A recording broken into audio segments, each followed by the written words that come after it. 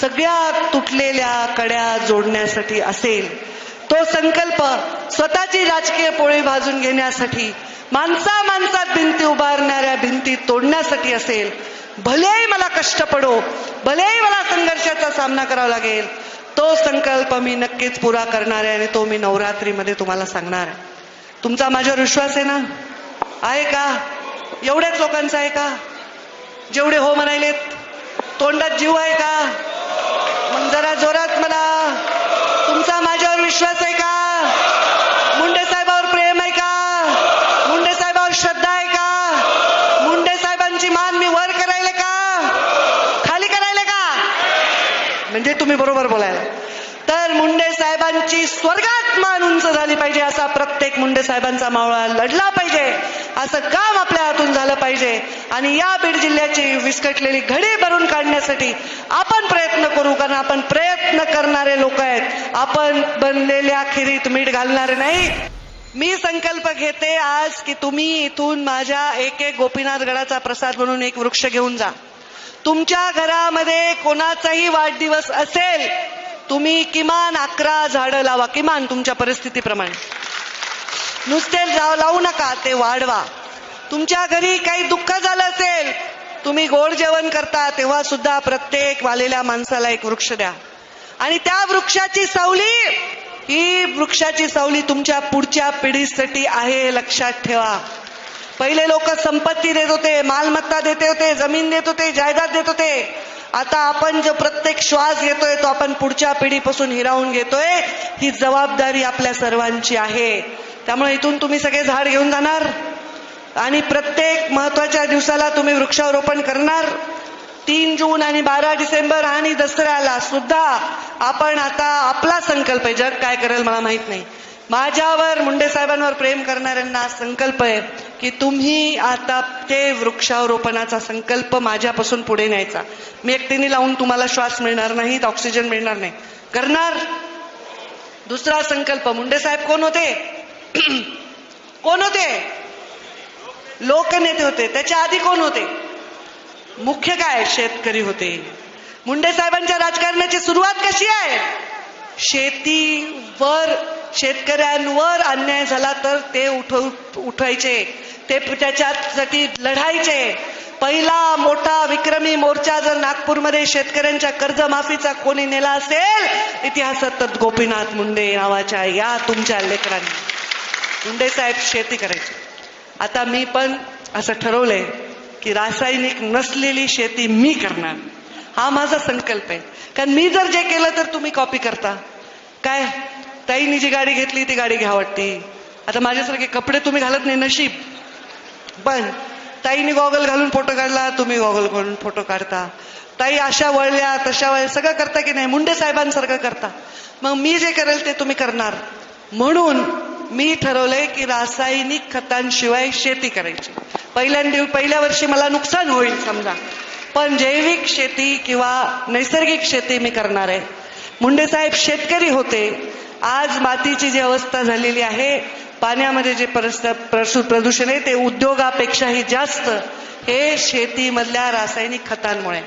आणि मी स्वतः आज थोडं ऊन उतरू द्या, कारण मला पुन्हा मुंबईला जावं लागते, फॉरेनर लोकांबरोबर भेटावं लागते, तिथं मी जरा बरी दिसले पाहिजे. ऊन उतरलं 4, 4:15 मी नांगरणार आहे. आज मी ट्रॅक्टर चालवणार आहे स्वतः. त्यामुळे तुम्ही सगळे शेतकरी आहेत आणि मी शेतकऱ्यांचा आवाज चढवणार. पण मी शेतकरी कधी होणार? मी नुसता गप्पा आणून चालत नाही. मुंडे साहेबांनी शेतात काम केलंय, मुंडे साहेबांनी कष्ट केलेत म्हणून त्यांना ते दुखतंय. माझं हे राहिलं होतं.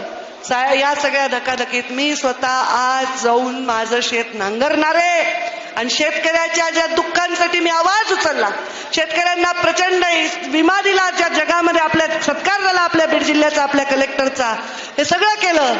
पण तरी जावे त्याच्या वंशात तेव्हा कळे ते काय भोग आहेत हे स्वतः भोगल्याशिवाय मी कळू शकत नाही. म्हणून मी आजपासून शेती करणार. आणि दरवर्षी 12 डिसेंबरला मी सकाळी 5 वाजता उठून इथल्या कार्यक्रमाच्या आधी माझ्या ऊसतोड कामगारांबरोबर फडात जाऊन ऊस तोडणारे, हा माझा संकल्प. नुसत्या गप्पा मारून मी हेलिकॉप्टरमध्ये फिरून तुमचं मी करत नाही नेतृत्व, तर तुमच्या पायात मोडलेल्या काट्याच्या वेदना सुद्धा मी घेते. हे माझं आणि तुमचं नाते, हे मुंडे साहेबांचा मला आदेश आहे, त्यामुळे मी हे करणार आहे. आता तुम्ही म्हणताल तुम्ही 12 महिने ऊस तोडा, हे जे ट्रोलवर वगैरे असतात म्हणतील, पण मी 12 महिने ऊस तोडून तुमचं चालेल का? मी तयार आहे. जायचं का मग? नाही. तर मी हे माझ्या कष्टकऱ्या लोकांसाठी करणार. माझा प्रत्येक श्वास हा त्या वंचित आणि पीडितांसाठी आहे आणि त्यांच्यासाठी माझा प्रत्येक क्षण न क्षण मी कष्ट करणार. आणि म्हणून हा माझा संकल्प आहे.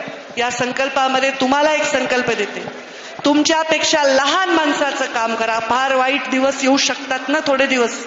जगात युद्धजन्य परिस्थिती आहे, पेट्रोल नाहीये, डिझेल नाहीये, इंधन नाहीये, पाण्याची पाऊस लांबला, पाण्याचा प्रश्न आहे. तर तुमच्यातली माणुसकी जागृत करा, हे पण नेत्याचं काम. भांडू नका. प्रत्येक आपल्यापेक्षा जो क्षीण आहे, दुर्बल आहे, त्याची मदत करा. तेच मुंडे साहेबांना खरी श्रद्धांजली आहे.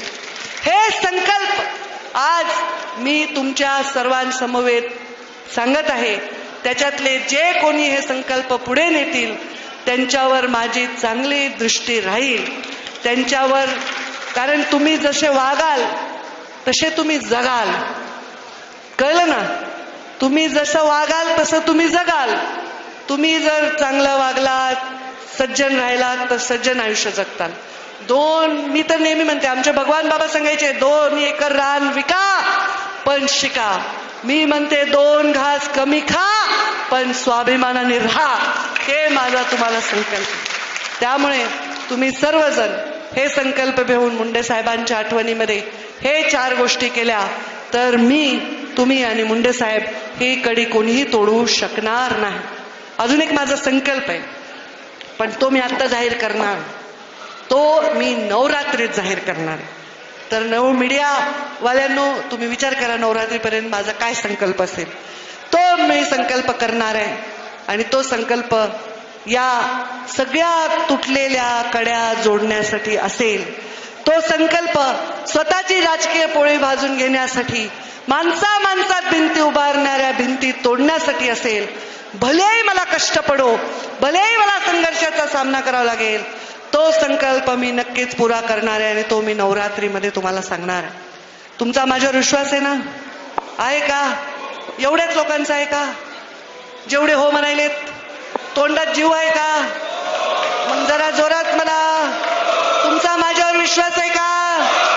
मुंडे साहेबावर प्रेम आहे का?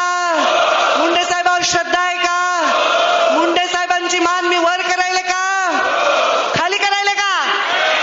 म्हणजे तुम्ही बरोबर बोलायला. तर मुंडे साहेबांची स्वर्गात मान उंच झाली पाहिजे, असा प्रत्येक मुंडे साहेबांचा मावळा लढला पाहिजे, असं काम आपल्या हातून झालं पाहिजे. आणि या बीड जिल्ह्याची विस्कटलेली घडी भरून काढण्यासाठी आपण प्रयत्न करू. कारण आपण प्रयत्न करणारे लोक आहेत. आपण बनलेल्या खिरीत मीठ घालणारे नाही, साखर घालणारे लोक आहेत. हे आपला भाव पाहिजे. आणि म्हणून आपण सर्वजण या संकल्पांमध्ये माझे साथ द्या, एवढीच आपल्याला विनंती करते आणि माझ्या वाणीला विराम देते. जय हिंद, जय महाराष्ट्र.